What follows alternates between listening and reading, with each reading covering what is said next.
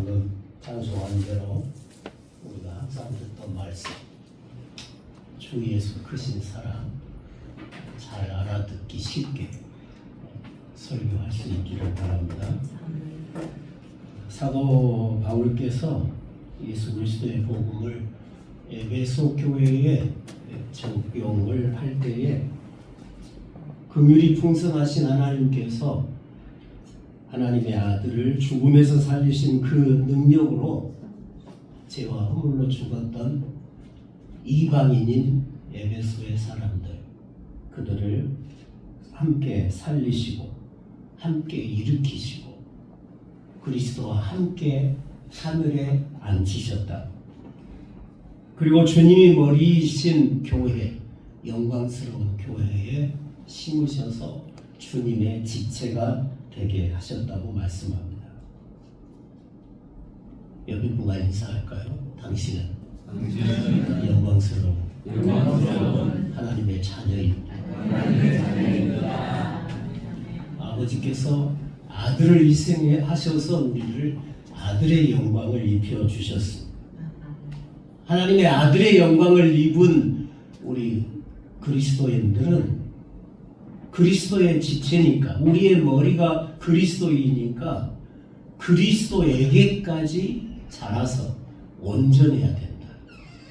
그리스도에게까지 자라서 온전한 분량을 이루므로 하나님의 때가 찬 경륜이 예수 그리스도를 머리로 해서 천하 만민을 다 통일시키는 그런 것이 하나님의 때가 찬 경륜이기 때문에 그 경륜을 봉사하기 위하여 그리스도에게까지 자라가야 된다. 그렇게 말씀을 합니다. 우리는 하늘 보좌에 앉으신 우리 주님의 지체가 되고 그 백성이 되었기에 까닭에 그리스도에게까지 자라라. 그렇게 말씀을 하고 있습니다. 예수님은 머리이시고 우리는 지체입니다. 지체는 당연히 머리를 따라가야 할 것입니다. 백성은 왕을 닮아가야 됩니다. 그러니 우리 모든 그리스도인들은 그리스도에게까지 자라야 된다. 그런데 하나님께서 우리를 그리스도에게까지 자라도록 하기 위해서 은혜를 주신다. 은혜의 선물을 주셨다. 그렇게 오늘 본문에 말씀을 하고 있습니다. 머리 대신 예수님처럼 우리도 하나님께 순종하고 어둠의 세력들을 이기고 아버지의 일을 주님과 같이 할 수 있는 주님의 동역자들이 되도록 하기 위해서 하나님께서 우리를 사로잡고 선물을 주셨다. 오늘 본문에 그렇게 말씀을 하고 있습니다. 각 사람에게 선물의 분량대로 은혜를 주셨다. 각 사람에게 합당한 선물을 주셨다고 하는 것입니다. 승리하시고 하늘 보좌에 오르신 주님께서 전에 하나님에게서 멀리 있던 언약 백성도 아니고 죄와 허물로 죽어있던 마귀의 권세 아래에 있던 우리를 그 십자가의 사랑으로 사로잡고 그리스도가 승리하심으로 이루신 그 전리품들을 우리에게 선물로 주셨다. 왜 이 선물을 주셨느냐? 우리로 하여금 그리스도에게까지 자라서 천하 만민이 교회로 들어오는 이 섬김을 하도록 하기 위함이다. 그렇게 말씀을 하고 있습니다. 교회가 온전함에 이르러서 주님의 영광과 찬송이 되라고 선물을 우리에게 주셨습니다. 다윗이 전쟁에서 승리하면 그 승리의 전리품 중에서 귀한 것은 하나님께 다 드리잖아요. 성전의 곳간에 다 드리고, 그리고 나머지는 전쟁에 참여했던 군사들에게 나누어주고 백성들에게까지 그 승리의 전리품을 나누면서 그 승리의 기쁨을 온 백성이 함께 나누었습니다. 그랬던 것처럼 이제는 주님께서 어둠의 권세와 싸워서 승리하심으로 이루신 그 은혜의 선물들을 우리에게 나누어 주셔서 우리도 그리스도의 장성한 분량에 이르게 하신다고 말씀을 하고 있는 것입니다. 만왕의 왕 되신 주님께 속한 자가 되고 주님이 이루신 승리를 내가 누리는 것, 그게 우리의 구원입니다. 우리가 주님께 속한 자들로서 주님으로부터 승리의 선물을 주셨습니다. 근데 그 선물을 어떻게 주셨느냐? 위로 올라가시면서 사로잡혔던 자들을 사로잡으시고 선물을 주셨다. 올라가셨다고 하는 말은 그가 내려오셨다는 말이 아니냐. 내려오셨던 그분이 하늘로 올라가셨다. 올라가시면서 우리를 사로잡으시고 선물을 주셨다. 그렇게 설명을 했어. 이에 계신 하나님이신 예수 그리스도께서 사람 되어 땅에 오셨다가 죽으시고 부활하시고 모든 어둠의 권세를 다 물리쳐 승리하시고 다시 올라가시면서 이방인인 우리들까지 그 십자가의 사랑으로, 그 부활의 능력으로, 부활의 영이신 성령으로 사로잡으시고 주님이 승리하심으로 이루신 그 모든 선물을 우리에게 주셨다는 것입니다. 저와 여러분이 오늘 이 자리에 있음은 우리 주님께서 승리하시고 우리를 그 십자가의 사랑으로 사로잡으시고 그가 이루신 모든 승리의 전리품을 값없이 은혜로 우리에게 다 선물로 주셨기에 오늘 우리가 이 자리에 있는 줄로 믿습니다. 이 이야기를 하면서 지금 바울이 시편 68편을 인용을 하고 있어요. 다윗 왕이 하나님의 나라를 대적하는 이방의 권세와 싸워 이기고서 자신을 승리하게 하신 분이 하나님이라고 찬양하는 내용이 68편이에요. 내가 전쟁을 잘해서 이긴 게 아니고 내 군대가 훌륭해서 이긴 게 아니라 하나님이 친히 원수와 싸우셔서 우리에게 승리를 주셨다고 찬양합니다. 그래서 68편에 보면 하나님께는 병거가 천천히요 만만이라 그가 이스라엘 백성에 앞서 가셔서 하늘 병거로 이스라엘을 대적하는 하나님의 나라를 대적하는 그 원수와 싸우십니다. 하나님이 친히 싸우십니다. 싸우셔서 죽일 자는 죽이고 사로잡을 자는 사로잡고 그 사로잡은 자들에게서 선물을 받으셨다. 중요한 내용입니다. 시편 68편에는 하나님께서 사로잡을 자를 사로잡으시고 선물을 받으셨다. 하나님이 주신 게 아니에요.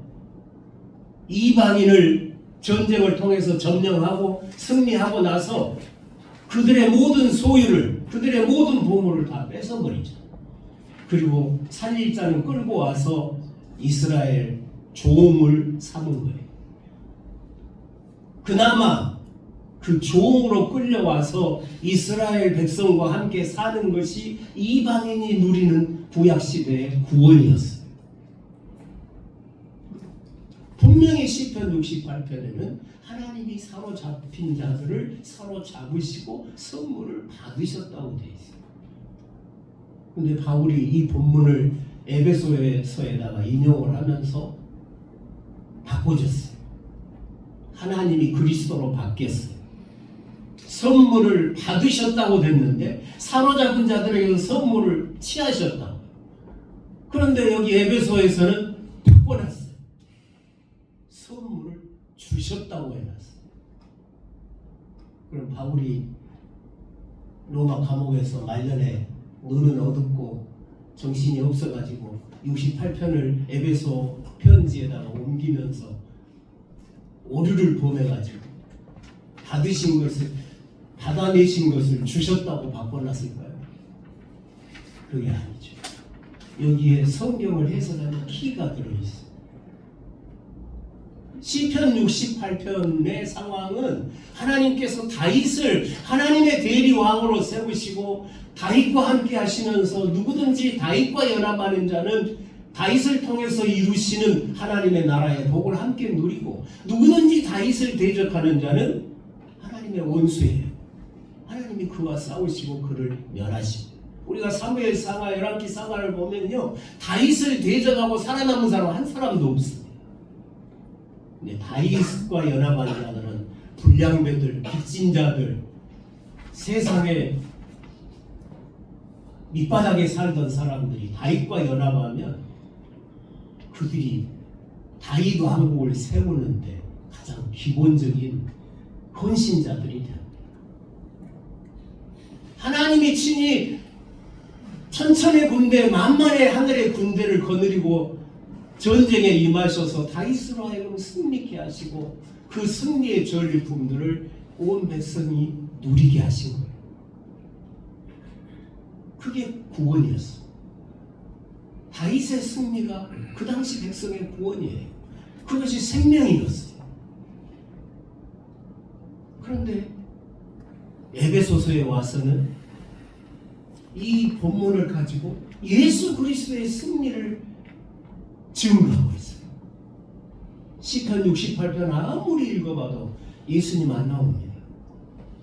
예수님에 대한 이야기는 한 절도 한 단어도 없습니다.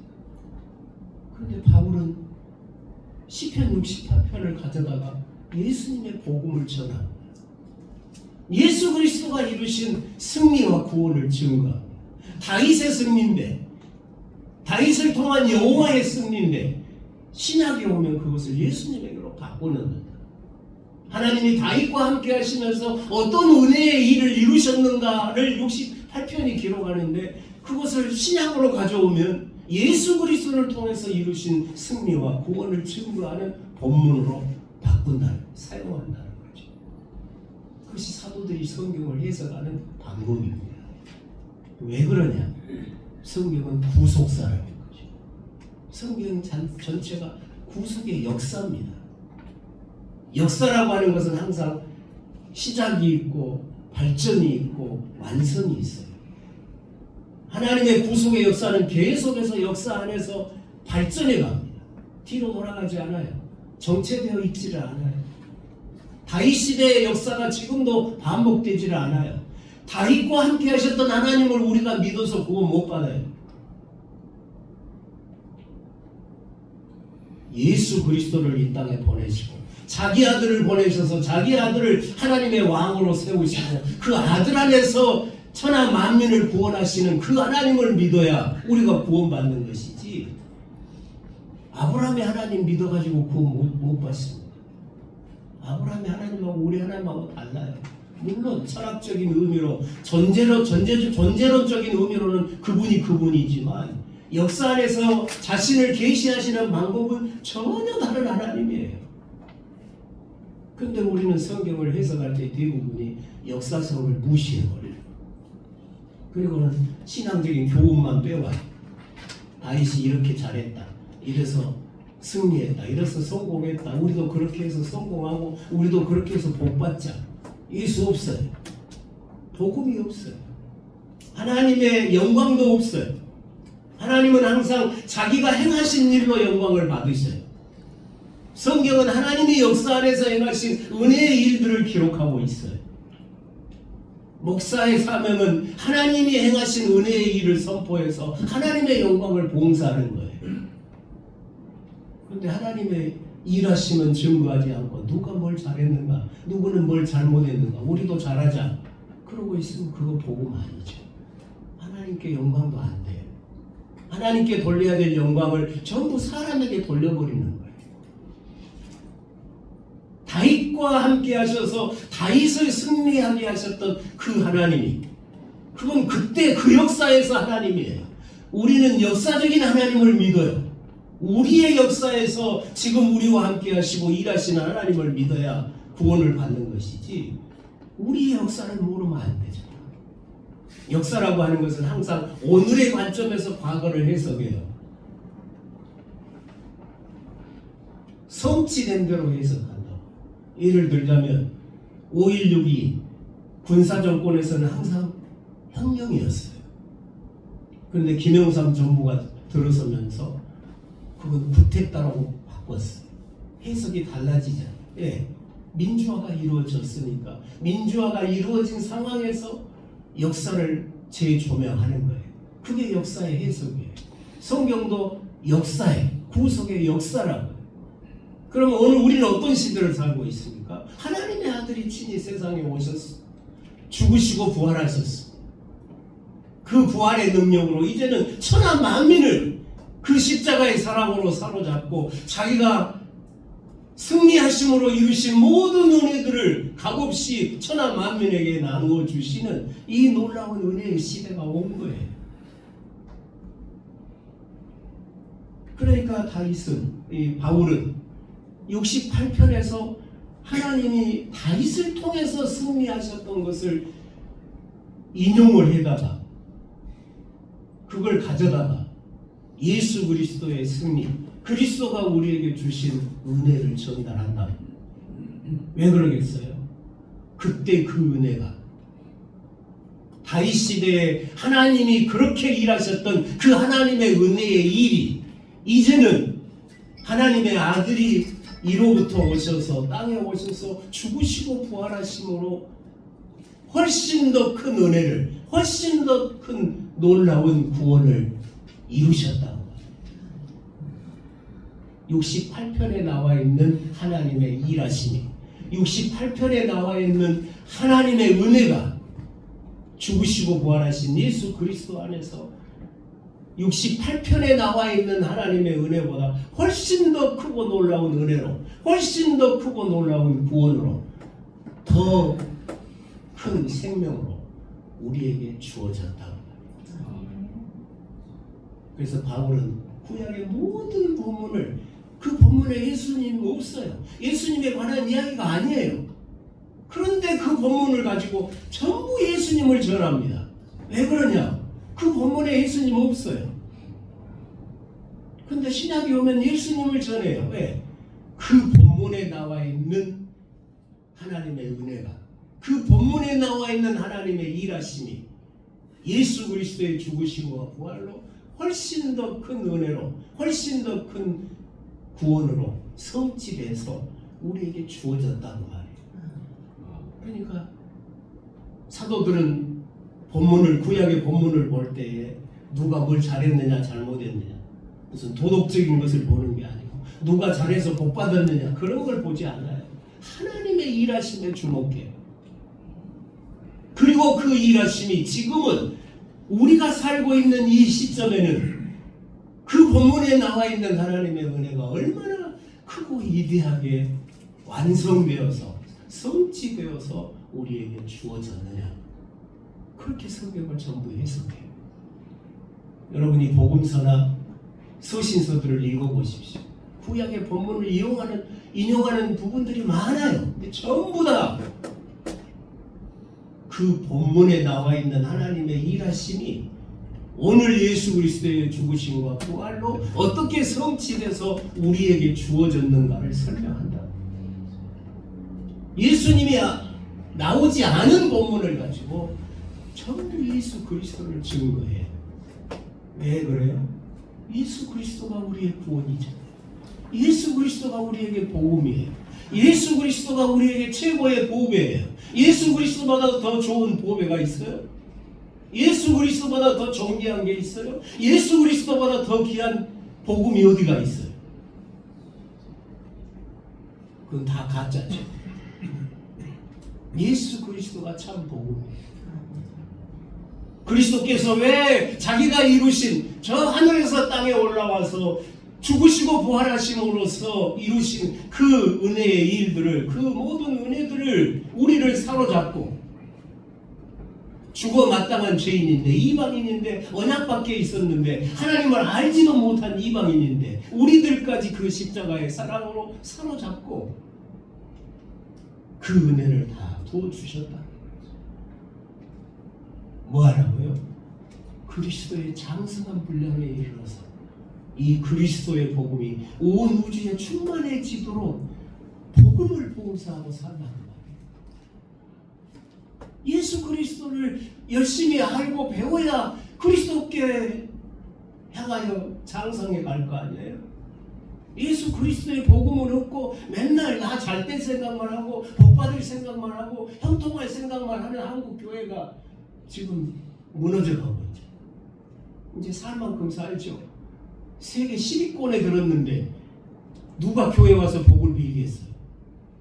다 교회 떠나게 됐죠. 그 책임이 누구에게 있어요? 기복신앙을 선포한 우리 목사들에게 있는 거 아니겠어요? 주님은 우리를 위해서 자기 생명을 내어주시고 하늘 보좌를 비우시고 이 땅에까지 오셔서 우리의 모든 죄를 친히 담당하고 우리의 저주를 다 담당하고 우리의 형벌을 다 담당하고 이제 우리가 주님을 위해서 할 자들로 주의 복음을 위해서 헌신할 자들로 구원해 주셨는데 우리는 거기에는 관심은 없고 나 잘 될 생각, 예수 믿고 복 받을 생각만 하고 있다면 그건 반복음이죠. 그게 순복음입니까? 반복음이죠. 주님이 왜 우리를 사로잡으셨는가? 이 온 우주가 예수 그리스도의 복음을 듣고 주님에게로 돌아와서 그도 주님이 이루신 그 모든 승리의 전리품들을 그도 누리면서 그도 온전케 되어 봉사의 일을 하게 하려 합니다. 에베소서가 그렇게 말하잖아요. 목사와 교사를 교회에 세우셨는데 뭐라고 세우셨냐? 이 복음을 잘 가르쳐서 그들도 봉사의 일을 하게 합니다. 그 봉사가 단순히 선한 일을 말하는 게 아니죠. 교회를 세워가는 것이죠.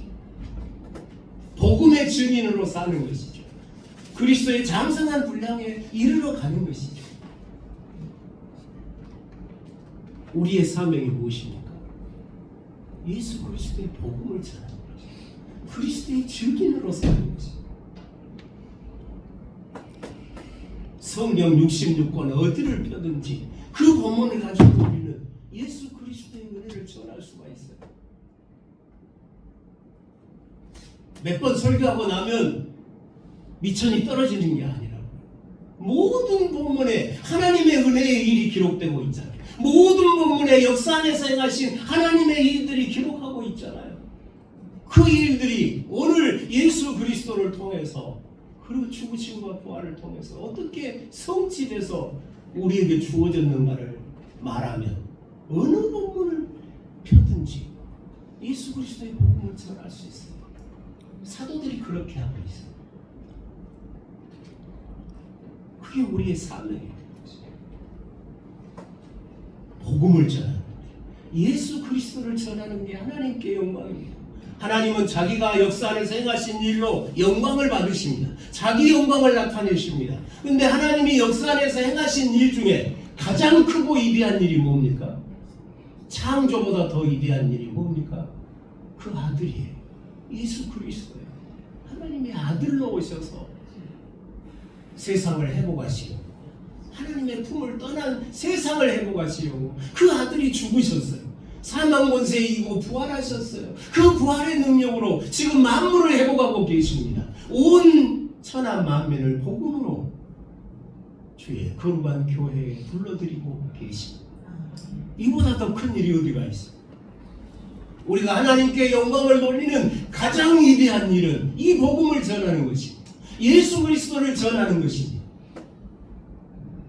수년 전에 한평에서 목회하시다가 은퇴하신 목사님을 만나서 여러 번 만났어요.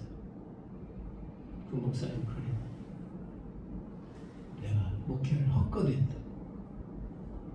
40년 목회하셨는데 40년 동안 내가 무엇을 전하고 살았는지 모르겠다. 복음을 몰랐어요. 예수 그리스도의 복음을 선포할 줄은 몰랐어요. 맨날 성도들에게 복 받으라고 기복신앙만 선포했어요. 은퇴하고 나서야 그걸 깨달았어요. 기가 막힌 거예요. 내가 주님 앞에 어떻게 설까? 주의 복음 전하라고 하나님이 나를 목사로 세워놨는데 나는 40년 동안 주님 증거한 게 아니라 엉터리 설교만 하고 살았으니 나는 어떻게 주님 앞에 가냐? 우리가 그런 목회자 되면 안 되겠죠. 예수 그리스도의 복음을 전해요. 복음이 교회를 살립니다. 목사님들이 설득력이 좋고 가마력이 좋아서 여러분이 교인들을 설득하고 새 사람 만들고 그런 능력 우리에게 없습니다. 성도들이 주님을 만나야 됩니다. 주님이 그를 만나 주셔야 됩니다. 주님만이 사람을 변화시킵니다. 복음이 세상을 구원하는 능력입니다. 복음 외에 없습니다. 예수 그리스도 외에 없습니다. 그리스도가 답입니다. 한국교회가 다시 회복되는 길은 예수 그리스도밖에 없습니다. 복음으로 돌아가는 길밖에 없습니다. 성경 어디를 펴든지 그 본문에서 예수님을 만나고 예수님으로 기뻐하고 예수님에게서 위로를 받고 예수님에게서 힘을 얻고 예수님에게서 기쁨을 얻고 그 힘으로 그 기쁨을 가지고 성도들 앞에 서서 담대하게 예수 그리스도의 복음을 예수 그리스도의 그 놀라운 사랑을 선포하고 사는 저와 여러분이 되실 수 있기를 바랍니다. 이건 기쁜 일이에요. 너무너무 기쁜 일이에요. 제가 80년도에 신학교에서 서초롱 박사님 만났죠. 강의를 들으면서 얼마나 기쁜지. 내가 20살 때부터 설교를 했거든, 교회에서. 근데 내가 지금까지 설교한 게 엉터리라. 그때부터 맨 앞자리는 내 자리였죠. 서 박사님 모든 강의에 모든 설교 시간에 맨 앞자리는 내 자리였어. 그 녹음기, 소니 녹음기, 손에 들어오는 녹음기 제 손에서 3개가 망가졌어. 서 박사님 설교 다 녹음하고 집에 와서 다 풀고 그 푸는 게 쉬운 게 아니에요. 수십 번 반복해서 듣고 또 듣고 하면서 한 줄 적고 한 줄 적고 친구들한테 나눠주고 신학교 다니는 내내 그것도 부족해서 졸업하고 또 서박사님 공부하러 간다고 대학원 가고 대학원 다니다가 서박사님이 사당동으로 가셔버리는 나 그만뒀지. 그렇게 이 구속사의 복음이 나를 기쁘게 했어요. 병건의 시간에 서박사님 설교를 들으면 그냥 막 감동이 끌어오르는 거예요. 복음이 나에게 힘이 되고 위로가 되고 능력이 되고 너무너무 기쁜 거예요. 그래서 내가 그랬습니다. 나 예수님 믿는 것이 첫 번째 행복한 일이고 두 번째가 서초롱 박사 만난 것이라고 내가 그렇게 고백했어요. 그렇게 복음이 좋았어요.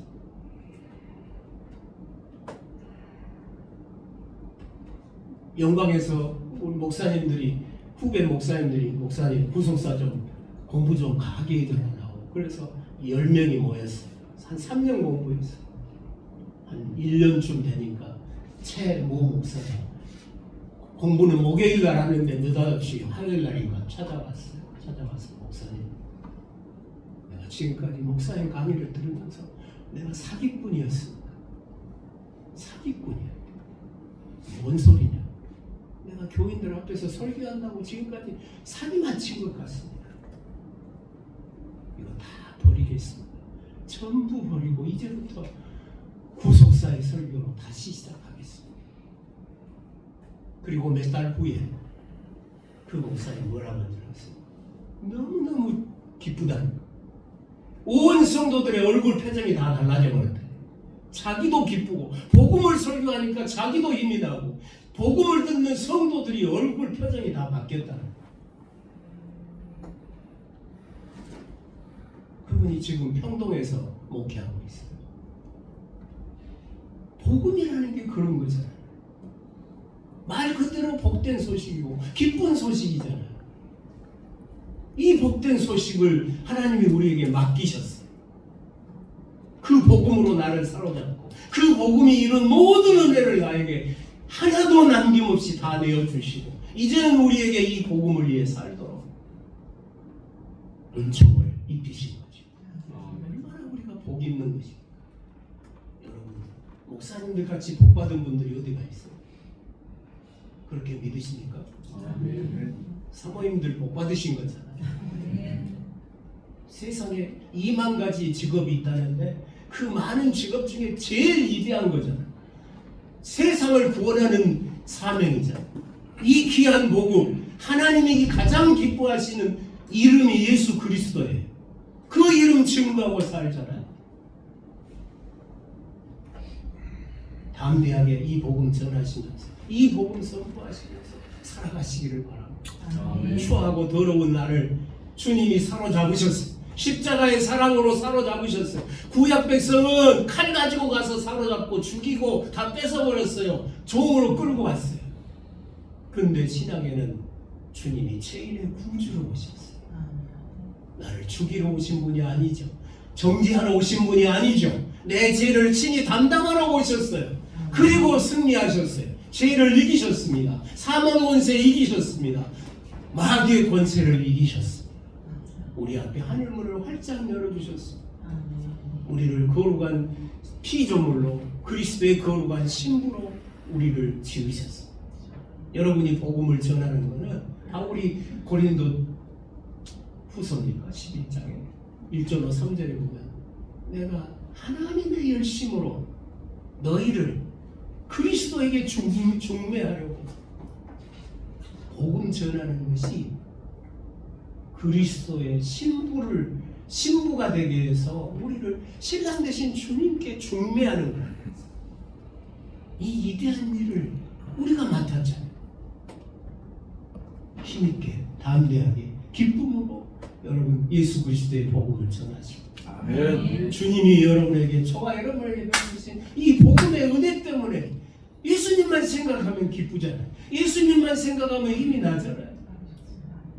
예수님만 생각하면 아무리 힘들고 어려워도 다시 일어서서 갈 수 있잖아요. 그 주님은 내가 원수였을 때 나에게 죽어주셨는데 내 앞에 하늘문을 열어주셨는데 나에게 영생을 주셨는데 나에게 하나님의 자녀되는 권세를 주셨는데 나에게 성령을 주셨잖아요. 나에게 저 새하늘과 새 땅을 기업으로 얻을 상속권을 주셨잖아요. 지금 나의 하나님으로 나와 여기 함께 계시잖아요. 이게 다 주님이 우리에게 주신 전리품들이잖아요. 이 귀한 전리품들을 믿음으로 누리면서 담대하게 이 은혜를 선포하고 살아가시는 저와 여러분이 되실 수 있기를 주의 이름으로 축원합니다. 아멘. 기도하시겠습니다. 아버지 감사합니다. 하나님에게서 멀리 있던 죄와 허물로 죽어있던 이방인 우리를 주께서 이루신 그 승리의 권세로 부활의 능력으로 사로잡으셔서 주님과 함께 살리시고 주님과 함께 하늘에 앉히시고 주님의 몸에 심으시고 주의 영광, 아들의 영광, 교회의 영광을 입혀주시고 이제 우리에게 복음을 맡기셔서 이 복음이 천하 만민에게 전파되어 천하 만민이 다 그리스도의 머리 안에 들어오도록 역사하시는 그 선하신 하나님을 믿습니다. 아멘. 그 하나님이 우리를 이 자리로 부르셨음을 믿습니다. 아멘. 주여 우리가 맡은 이 복음이 얼마나 크고 위대한 복음인지 깨닫게 하시고 힘써 그리스도를 배우고 힘써 그리스도를 증거하는 우리의 사역이 되게 하여 주시고 아멘. 하나님 한국교회를 불쌍히 여기시고 한국교회 강단에서 예수 그리스도의 참된 복음이 회복되기를 원합니다. 아멘. 사도들이 우리에게 전해준 그 복음, 그 부활의 복음 회복되어지는 역사가 있게 하여 주셔서 아멘. 한국교회에 다시금 소망의 빛이 비추게 하여 주시옵소서. 아멘. 우리 목사님들, 사모님들 주여 이 귀한 사역 주셨사오니 이 길을 갈 때에 주님이 힘 주시고 위로해 주시고 능력 주시고 필요한 은혜 채우셔서 잘 감당케 하시고 오늘 우리의 복음의 선포가 성도들에게서 아름다운 열매가 되도록 역사해 주시옵소서. 아멘. 예수님의 이름으로 기도드리옵나이다. 아멘.